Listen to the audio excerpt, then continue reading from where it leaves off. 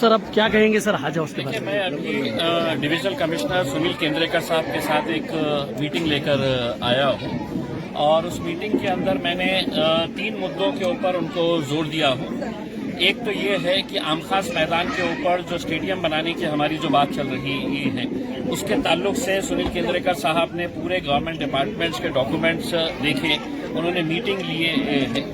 अब ये है कि हम जो हज हाउस का इनॉग्रेशन की जो बात कर रहे हैं, मैंने जैसा कहा था कि हम चाहे तो हम उसको खुलवा सकते हैं उसके अंदर, क्योंकि मैं भी खासदार हूँ, सांसद हूँ, मैं मेरे हाथ से भी उद्घाटन, लेकिन मैं खुद चाह रहा हूँ कि इसका उद्घाटन मुख्यमंत्री के हाथ से इस वजह से हो कि ताकि हम उद्घाटन उनका हज हाउस के लिए करवाए और काम हमारा आमखास मैदान के ऊपर जो स्टेडियम है उसका ऐलान उनके हाथ से करवा दे, ताकि पूरी गवर्नमेंट मशीनरी।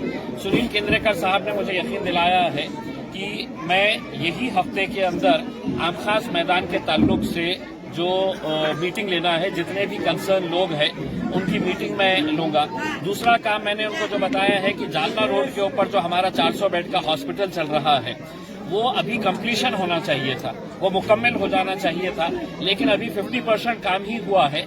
और पता ये चला है कि इसके जो कंसर्न मिनिस्टर जो है उन्होंने फाइल दबा के रखे हुए हैं।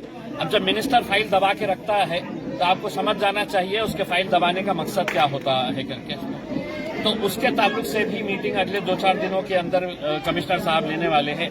तीसरा, हम जो सिद्धार्थ गार्डन के अंदर का जो जू हम शिफ्ट कर रहे हैं पड़े गांव में, वो उसका काम भी बहुत धीमी गति से चल रहा है। तो ये 3 कामों के सिलसिले के अंदर हमने बात किए हैं। साथ ही साथ वहां पर बैठकर हमने अब्दुल सत्तार साहब से बात किए हैं कि आप सीएम का टाइम लीजिएगा, हज हाउस का इनॉग्रेशन करवाइएगा और ये जो आमखास मैदान को हम स्टेडियम बनाने का हमारी जो कोशिश है उसके ताल्लुक से डिविजनल कमिश्नर साहब के साथ चर्चा करके उसका रास्ता कितना, मैंने कहा है कि इसके लिए हम पैसा नहीं मांग रहे हैं। जितना भी आमखास मैदान के लिए, स्टेडियम के लिए पैसे की जरूरत रहेगी, केंद्र सरकार से लाने की जिम्मेदारी मेरी रहेगी। मैं लेकर आऊंगा पैसा, आप सिर्फ है तो हमको पेपर क्लियर करवा के दे दीजिएगा।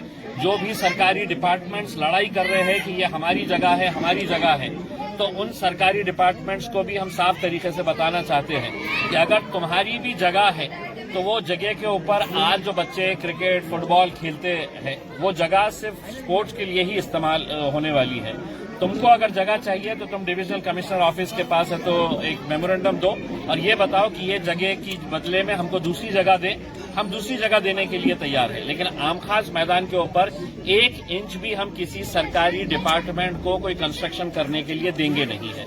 वो मैदान बच्चों के लिए है, खेलने के लिए, और वहां पर इंशाल्लाह एक भव्य स्टेडियम बनाने का जो मेरा ख्वाब है, इंशाल्लाह उसको हम तामीर करेंगे। सर एक आखिरी सवाल है सर 2024 तक सर इंशाल्लाह ये हज हाउस तामीर मतलब खुल जाएगा सर, ऐसा लगता है सर आपको?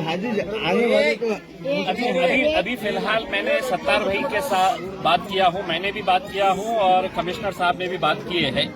अगले 8-10 दिनों के अंदर मुख्यमंत्री साहब का कुछ प्रोग्राम ग्रामीण इलाकों के अंदर बन रहा है, गंगापुर के अंदर एक प्रोग्राम बन रहा है।